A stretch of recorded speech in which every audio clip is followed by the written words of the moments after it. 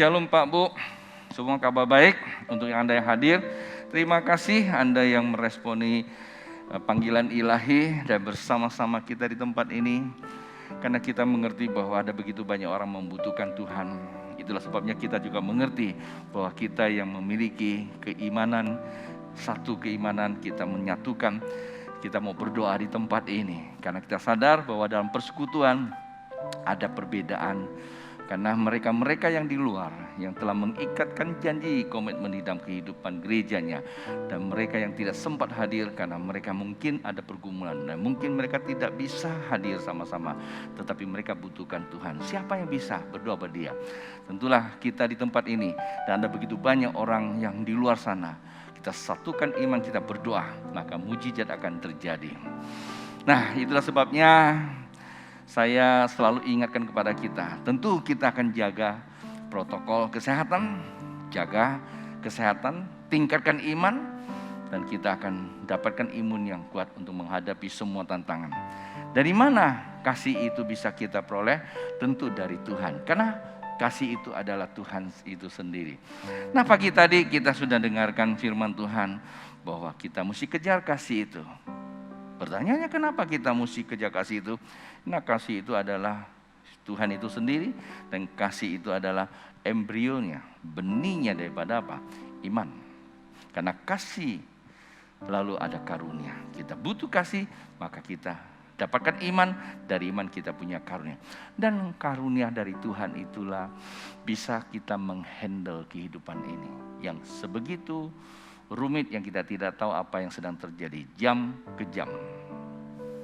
Bahasa Indonesia kalau jam terus ke jam lagi ya. Jam per jam itu beritanya. Kalau kita mengakses berita-berita di media itu kecenderungan cukup menakutkan. Terus terang aja. Saya pernah dinasihatin oleh beberapa sahabat. Ada baiknya pastor jangan terlalu banyak mengikuti media. Dulu saya punya pemahaman, iya ya, bisa menakutkan juga. Lalu kita menjadi galau, lebay. Tapi tak kala saya, tema tahun ini adalah melihat keilahian Allah, dan saya melihat Tuhan selalu tersenyum. Inilah waktuku dan inilah harinya Tuhan.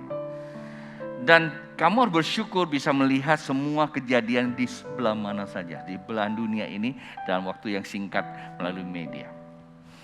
Nah, bukan sih kita tidak boleh melihat media berita-berita yang entah apa saja. Tetapi bagaimana mental kita, mental health, jiwa yang sehat kita bisa kelola. Dan kita bisa jadikan itu bahan. Pak, Bu, di dalam Tuhan tidak selalu baik datang kepada kita. Kalau yang baik-baik datang kepada kita, kayaknya kita gak perlu Tuhan. Ya Pak ya? Karena Tuhan datang bukan mencari orang yang benar, bukan cari orang yang baik. Cari orang yang berdosa katanya, yang sakit. Itulah sebabnya di dalam ketidakbaikan, kalau kita memiliki mental keilahian, maka itu bisa berubah menjadi sesuatu yang baik untuk memuliakan nama Tuhan. Amin. Baik, sore ini kita akan sama-sama merenungkan satu topik, tentu tidak sama seperti pagi tadi. Pagi tadi topik di sini adalah kasih memberdaya, bukan memperdaya, memberdaya. Ada beda perdaya dan memberdaya. Saya mempunyai pengertian yang berbeda, tetapi kalau ada yang kata sama saja itu, ya terserah, tidak masalah. Tapi saya beranggapan bahwa itu berbeda. Lalu sore ini apa yang harus kita baca, lalu menjadi rujukan buat kita? untuk kita share sama-sama, untuk boleh kita berdoa. Karena kita pegangan kita, ya pegangan kita dasarnya adalah firman. Ya, rujukannya itu adalah kebenaran. Nah, 2 Raja-Raja pasal ke-7 dari ayat yang ke-3 sampai yang ke-4. Nah, 2 ayat ini saya boleh minta teman-teman saya di depan sini boleh bacakan. Dan Bapak Ibu bisa mengikutinya. Ini ada satu kisah yang cukup miris, ya, seringkali diperhadapkan kepada kita juga tentunya kisah ini. 2 Raja-Raja pasal yang ke-7 ayat yang ke-3 dan yang ke-4. 2 ayat dulu dibaca untuk kita share sama-sama malam ini. 4 orang yang sakit kusta ada di depan pintu gerbang. Berkatalah yang seorang kepada yang lain, "Mengapa kita duduk di sini sampai mati? Jika kita berkata, baiklah kita masuk ke kota, padahal di dalam kota ada kelaparan, kita akan mati di sana. Dan jika kita tinggal di sini, kita akan mati juga. Jadi sekarang marilah kita menyeberang ke perkemahan tentara Aram. Jika mereka membiarkan kita hidup, kita akan hidup. Dan jika mereka mati, kita akan mati." Ya, kalau mereka ini ada sebuah harapannya, isinya moga-moga. Kalau mereka membiarkan kita hidup, ya kita akan hidup. Kalau mereka mematikan kita, ya matilah. Ini namanya. Lalu 4 orang, kalau Anda coba baca satu perikop, Anda akan temukan ya. Tapi ya kan punya waktu panjang. Saya hanya coba mengupas beberapa bagian penting saja. 4 orang ini adalah 4 orang kusta, bagian dari rangkaian dari kerajaan yang sedang diperhadapkan sebuah persoalan. Lapar, kelaparan, bencana. Kalau saya boleh katakan ini pandemi juga ya. Termasuk pandemi begitu loh kira-kira. Sehingga kalau diam saja, ya pasti akan mati. Kalau maju juga akan mati. Masih ingat mungkin Bapak Ibu dalam peribahasa berkata, maju kena, mundur kena, dan itu disebut makan apa? Buah korma. Makan buah korma enak. Buah simalakama. Makan nyak mati. Kalau tak makan, babe yang mati. Pilih yang mana nih? Nah, makan dua-duanya aja biar mati dua-dua, kan aman gitu loh. Atau tidak dimakan, ya mati satu gitu loh. Nah, inilah kondisi Pak Bu. Saya kadangkala saya coba menghayati peristiwa ini. Saya coba plot kepada kondisi sekarang di mana-mana. Ada yang berkata begini, ya saya kalau begini aja mati. Ya udah, saya buka aja toko. Ya saya dabrak aja. Kalau dia kasih saya demo dan sebagainya. Ya mati ya nggak apa-apa, kita mati sama-sama. Dan ini sedang terjadi di mana-mana, di beberapa negara. Pertanyaannya, apakah di bangsa kita memiliki indikasi tersebut? Saya cium sudah lama, aromanya ada. Tapi kalau gereja tidak berani bangkit untuk ambil tanggung jawab, dan itu akan datang kepada siapa? Yeremia pasal yang ke-29 berkata, toh kita sebagai orang yang diam di tengah bangsa ini yang mengalami nasib itu. Jadi kelihatannya kehidupan ini ditentukan oleh orang-orang yang percaya. Bukan orang cuma percaya beragama. Banyak orang beragama. Saat-saat dia lagi baik, saat-saat dia lagi diberkati, semua berseru, agama saya hebat, gereja saya besar, gedung saya mewah. Tapi manakala diperhadapkan suatu kondisi, reaksinya gimana? Pak Bu, saya bersyukur kepada Tuhan, sejak saya kecil Tuhan izinkan saya banyak pengalaman. Umur 33 saya kenal Yesus, diselamatkan. 34 saya menyerahkan diri saya jadi hamba Tuhan full time. Ditempatkan di Kalimantan Barat, Pontianak khususnya. Tapi sebelumnya begitu banyak pengalaman, baik dan buruk. Dan hari ini saya baru tahu, justru saya dididik oleh satu sekolah kehidupan. Dan kesemuanya itu sebagai bekal buat saya itu berbicara kepada Bapak Ibu sekalian. baik yang hadir maupun yang di rumah. Pertanyaannya bagaimana kalau kita dihadapkan hal seperti ini?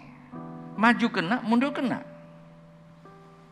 Lalu ya sudahlah, mungkin pilihannya daripada maju pasti mati, lebih baik diam aja, masih ada moga-moga nggak mati. Pak Bu, isunya bukan soal maju kena atau mundur kena.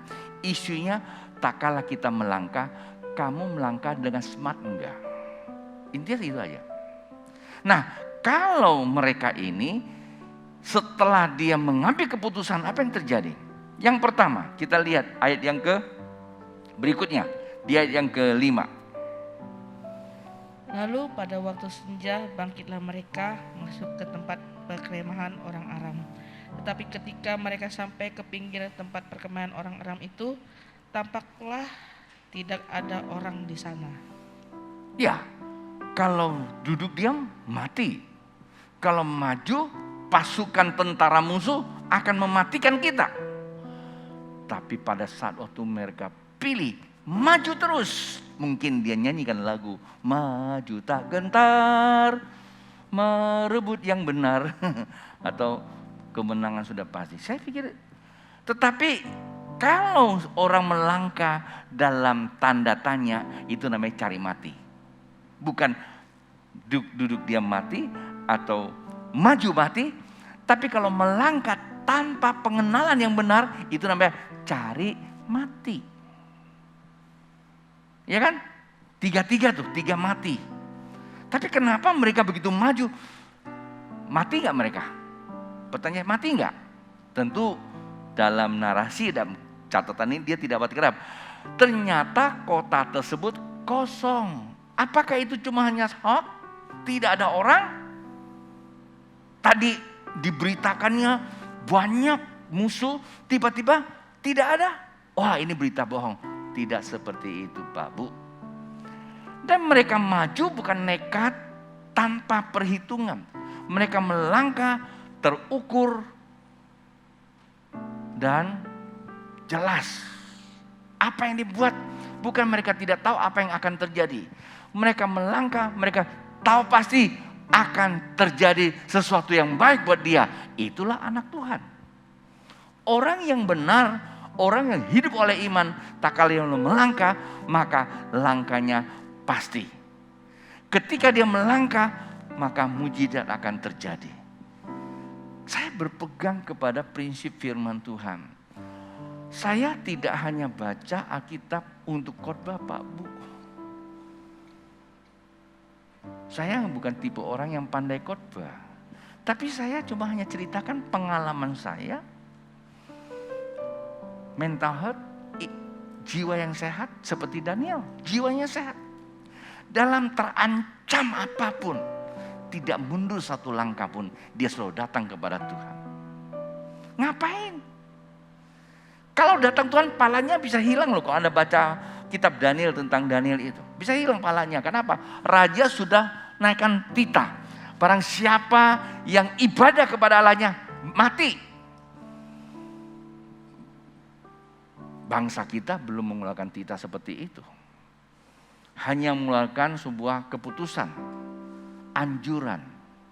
Hendaklah tidak berkumpul dan berkerumun, menimbulkan transmisi yang lebih tinggi. Optimalkan doa dalam rumah. Inilah rumah Allah. Dengan jumlah yang kita batasi, dengan persiapan protokol yang baik. Buat apa kita ibadah? Bukan agama saya yang manggil saya, tapi Allah saya memanggil saya untuk jadi berkat buat bangsa ini. Tak ada satu manusia pun yang melarang orang beribadah. Kita bersyukur kepada negara kita dan kebijakannya. Dia tidak melarang. Karena dia tahu bahwa ketuhanan yang Maha Esa meletakkan Tuhan itu yang utama. Bangun imanmu, jaga. Lalu gimana jaga iman kita? Apa di rumah, di kamar? Semakin Anda merenung, semakin ketakutan, kortisol naik. Pak, Bu, virus datang. Pembunuh terbesar adalah racun ketakutan, bukan virus COVID-19. Itulah Alkitab selalu mengatakan, jika engkau berjumpa dengan aku dalam 2-3 orang, aku hadir. Itulah inti daripada kesepakatan, komitmen penyerahan diri, dan hadir dalam sebuah pertemuan. Kita ikuti aturan. Dan itu penting, ambil keputusan dengan sebuah kebijakan sesuai dengan Alkitab. Nah, kenapa saat waktu 4 orang ini dihadapkan satu kondisi mereka melangkah, yang memang berita itu berita benar bahwa di dalam kota kelaparan, di depan musuh yang sedang mengancam, tapi di ayat 5 katakan begitu mereka melangkah, ternyata di depan tidak ada satu orang pun. Dan yang paling luar biasa kalau Anda baca ayat itu, di situ banyak makanan. Mereka bisa ambil makanan dan bisa kenyang. Lalu mereka bisa pergi jalan-jalan happy-happy. Begitu? Tidak seperti itu, Pak. Nah, kita lihat apa sebab sehingga kota itu menjadi kosong. Ayat yang ke-6. Sebab Tuhan telah membuat tentara Aram itu mendengar bunyi kereta, bunyi kuda, bunyi tentara yang besar, sehingga berkatalah seseorang kepada yang lain, sesungguhnya Raja Israel telah mengupah raja-raja orang Het, raja-raja orang Misraim melawan kita, supaya mereka menyerang kita. Kekacauan terjadi karena disebabkan dosa atau pekerjaan iblis. Ingat, kedamaian itu miliknya Tuhan. Saat waktu mereka menghadapi kekacauan, kalau meratap terus kekacauan, maka sesungguhnya dia sedang berfellowship dengan si iblis. Tetapi pada saat waktu dia mengambil keputusan yang benar, Alkitab katakan dia temukan kedamaian. Karena kota itu damai, enggak satu orang pun ada. Boleh dikatakan seperti Petrus kata, Guru betapa bahagianya damai. Damai itu apa? Damai itulah kepunyaan Tuhan. Itulah hadirat Tuhan. Kenapa hadirat Tuhan itu bisa dirasakan? Kenapa musuh-musuh itu tidak ada? Ayat yang ke-6 berkata, tadi kan apa? Sebab karena mereka melangkah smart, berjalan bersama dengan Tuhan, selalu mengikuti arahan Tuhan. Pak, Bu, saya dulu ada tipe orang yang agak arogan sebelum saya jadi hamba Tuhan. Bahkan jadi hamba Tuhan pun pernah terseret di dalamnya. Merasa menggunakan atribut agama, membangun kemewahan, seakan-akan ini sampel keagamaan, tanpa disadari Tuhan katakan di dalam kamu terselip keangkuhan. Tuhan katakan, jikalau engkau tidak turun, aku akan turunkan kamu. Saya berdoa, saya salah. Saya datang kepada Bapak rohani saya mengaku dosa. Ya, saya minta didoakan. Saya bilang, saya tidak lagi jalankan amanat agung, tapi saya coba mengagung-agungkan kemampuan saya. Kelihatannya bisa sih, tapi sesungguhnya itu tanpa disadari. Nah Pak Bu, jadi saya mau berkata, dari zaman saya dulu bertobat, saya menerapkan sebuah prinsip smart. Apapun selalu mengikuti apa? Arahan roh. Tanya sama Tuhan. Ambil keputusan, tanya Tuhan. Doa, Tuhan ada. Kalau kamu tidak mau menerima pada Tuhan, berarti kamu hanya punya agama dalam sebuah simbol keagamaan kehidupan. Tanya sama Tuhan. Mau dulu kalau kita ke luar negeri, ke shopping mall, kita tidak tanya Tuhan, selalu tanya dompet. Dompet kosong, tanya kartu kredit. Masih bisa gosok atau tidak, tanpa kita peduli. Tapi setelah pandemi kita sadar bahwa itulah sebuah jebakan yang luar biasa. Dan saat ini Pak Bu, setiap kita ambil tindakan belanja apapun, tanya Tuhan. Saya tipe orang yang bisa show loh. Tanya, saya ini pembalap dulu. Pacaran ya, bukan udah pacaran.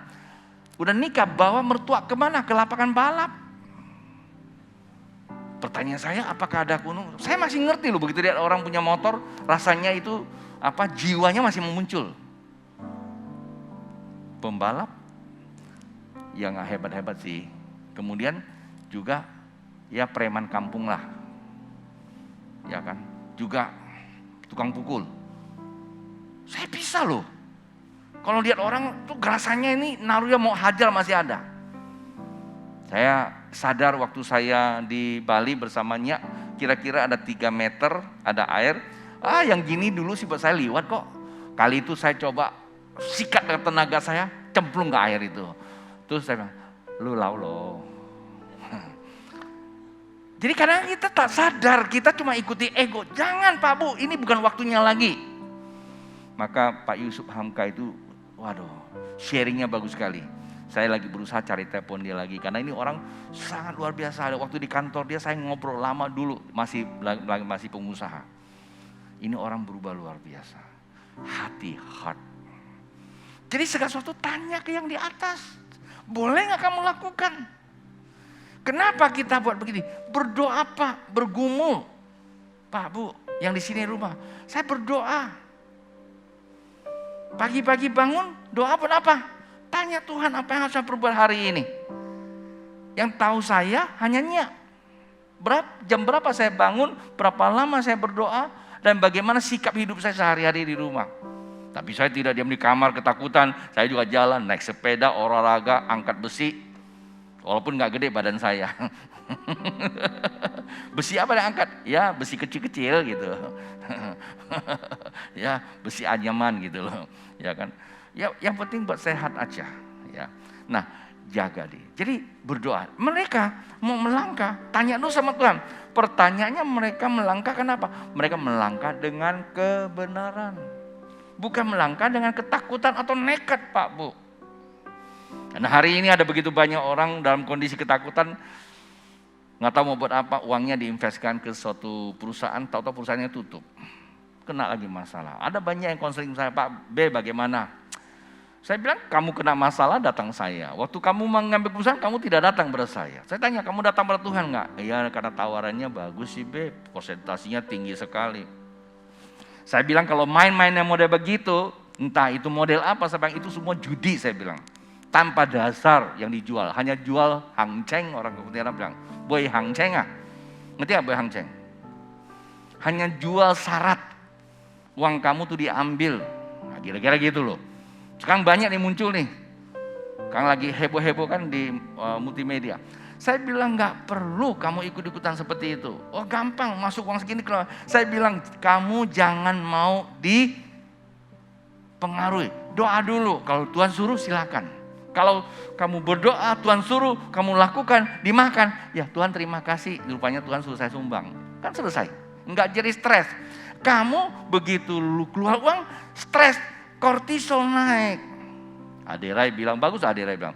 Kalau kamu bad mood, kalau lihat teman kaya kamu rasa kesel, itu hadirlah kortisol. Kortisol hadir menghancurkan vitamin D. Vitamin D hancur, imun kamu turun. Bagus dia. Jadi kalau kamu nggak bisa berdamai sama orang, kortisol datang. Pagi tadi ada seorang dokter wanita, dia bilang, ya dia mendedikasikan diri melayani orang gila. Ditanya, kok kamu bisa? Ya memang pada survei membuktikan, bukan lagi 100%. Ya 100 sekian persen semua manusia di dunia ini sudah gangguan jiwa. Ya, bukan mereka yang di tengah jalan saja. Karena jiwanya terganggu dia bilang. Maka kalau bukan kita mendedikasikan diri untuk melayani mereka, siapa lagi? Ini luar biasa. Kesaksiannya pagi tadi saya ada di TV itu. Nah, jadi pertama apa? Smart. Selalu tanya sama Tuhan. Dan yang kedua, apa yang dikatakan? Yang kedua kita lihat di ayat yang ke 9. Ya baca aja langsung ke 9 lah ya. Ayat penutup. Lalu berkatalah yang seorang kepada yang lain, tidak patut kita lakukan ini. Hari ini ialah hari kabar baik, tetapi kita ini tinggal diam saja.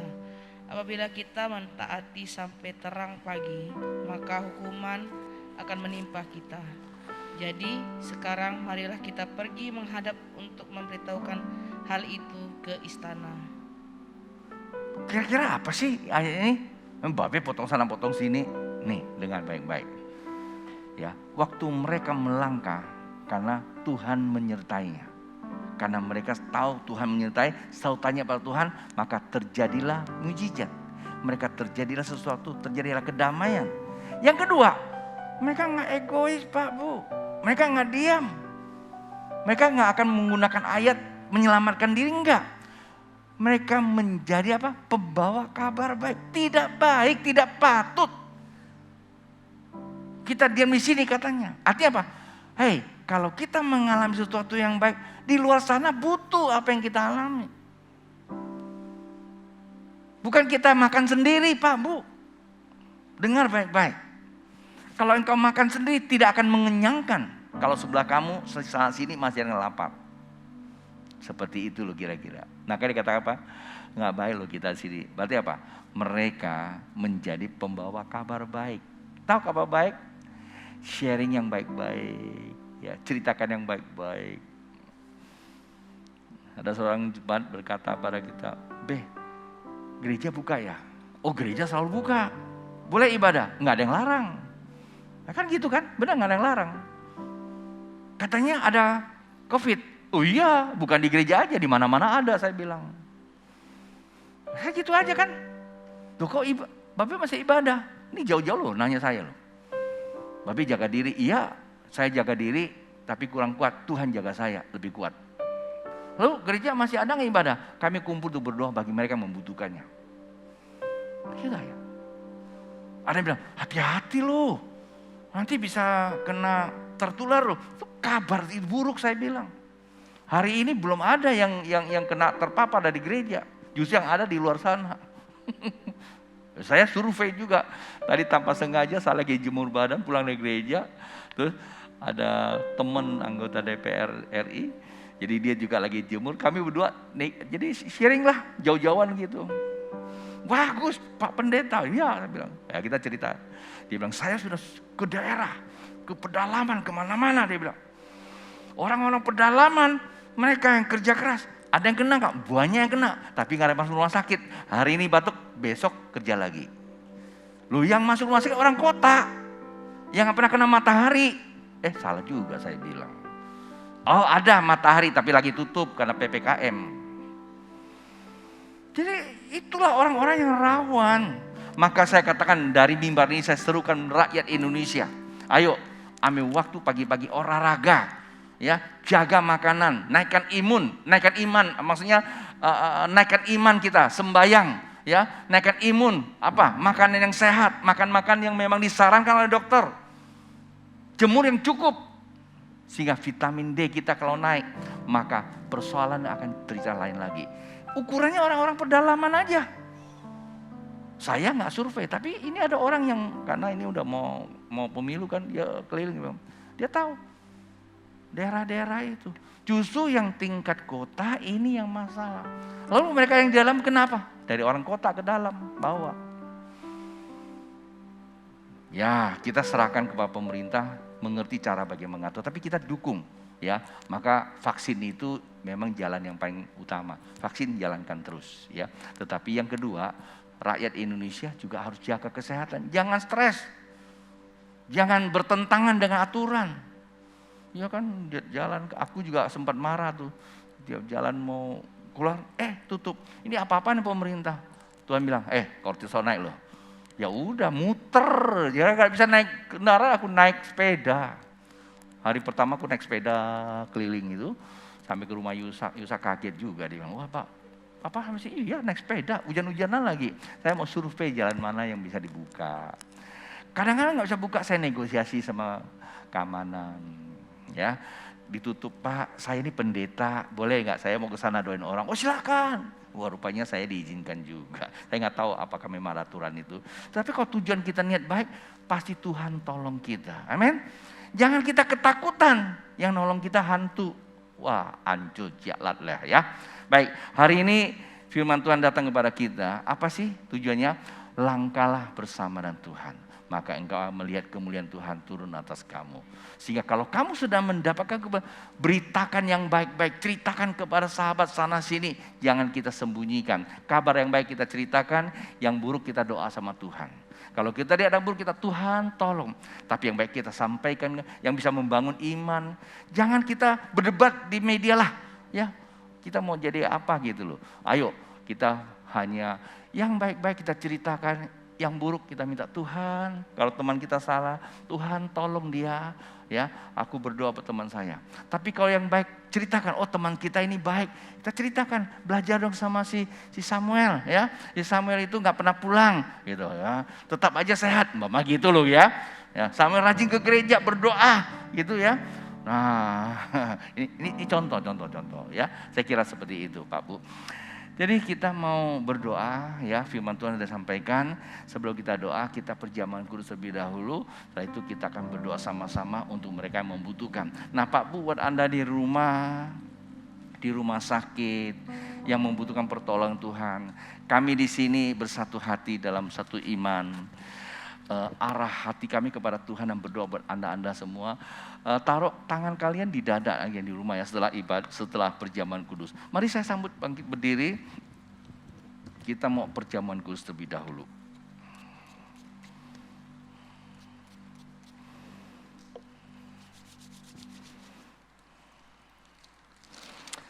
Ambil roti kalau Anda di rumah, ya. Sebagaimana Alkitab berkata bahwa saat waktu kita berhimpun, kita telah melakukan kegenapan bahwa kita ini tubuh Kristus.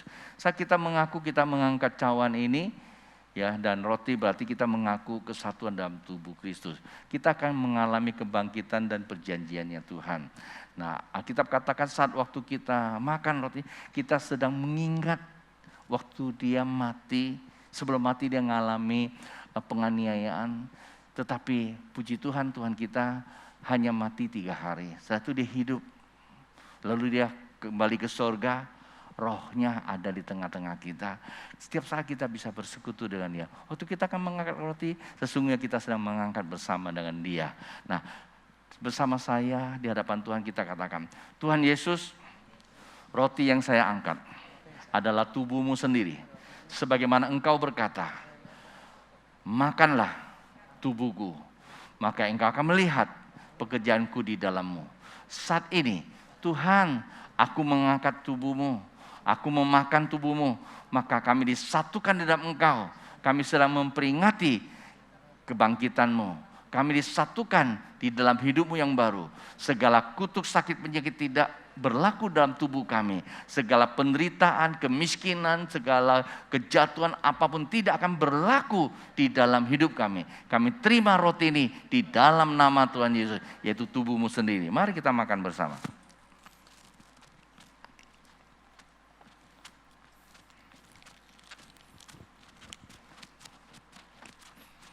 Cawan yang berisikan anggur, dia berkata, inilah darahku, darah perjanjian baru. Mari kita angkat di hadapan dia. Tuhan Yesus, anggur ini biasa, tapi engkau berkata, inilah darahku. Berbuatlah setiap kali memakannya sama-sama. Tuhan Yesus, inilah darahmu. Ketika kami meminumnya, kami telah disatukan di dalam hidupmu, dan kami masuk di dalam kelimpahanmu. Segala dosa telah dihapuskan. Kami telah disucikan, dibenarkan, dan dimuliakan oleh Roh-Mu, sehingga kami memiliki kasih, kemurahan, melakukan panggilan ilahi Tuhan.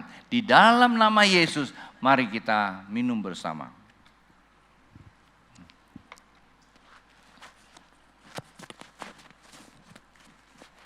Jemaat yang dikasihi Tuhan di tempat ini maupun di rumah, ucap syukur masing-masing kepada Tuhan. Bilang, Tuhan terima kasih Engkau telah memberikan apa yang kami terima ini sesuai firman-Mu. Kami telah menerima kesatuan dengan Engkau, karena inilah perintah ilahi-Mu. Sehingga kami memiliki urapan yang baru, karunia-karunia yang baru buat kami. Sehingga saat ini ya Tuhan, kami bersehati di tempat ini, bersama-sama berdoa buat saudara-saudara kami yang membutuhkan pertolongan Tuhan. Juga berdoa untuk bangsa ini, untuk kota ini, untuk keamanan, untuk tenaga medis, dan untuk mereka yang di dalam berbagai hal. Mari jemaat Tuhan, satukan hati di sini. Buat Anda yang membutuhkan pertolongan, taruh tanganmu di dada. Lihatlah keilahian Tuhan di mana Anda berada. Saat ini, Bapa Surgawi, di dalam nama Yesus, kami berdoa di tempat ini. Hamba-Mu yang Engkau tetapkan sebagai gembala, mengambil tanggung jawab, merangkul seluruh jemaat-Mu yang ikut di hadapan-Mu. Hamba berdoa buat mereka, bila damai sukacita, damai sejahtera datang dari surga, turun atas mereka. Di dalam kondisi apapun, mereka sedang bergumul, baik di kota, di desa, di dapur jalan. Kau menjangkau mereka, Engkau menjamah mereka, Engkau membebaskan mereka, sehingga mereka berjumpa dengan keilahian Tuhan. Dan mereka akan berkata, bahagialah di tempat ini bersama dengan Tuhan. Dan saat ini kami berdoa buat mereka yang mungkin terpapar oleh karena COVID-19.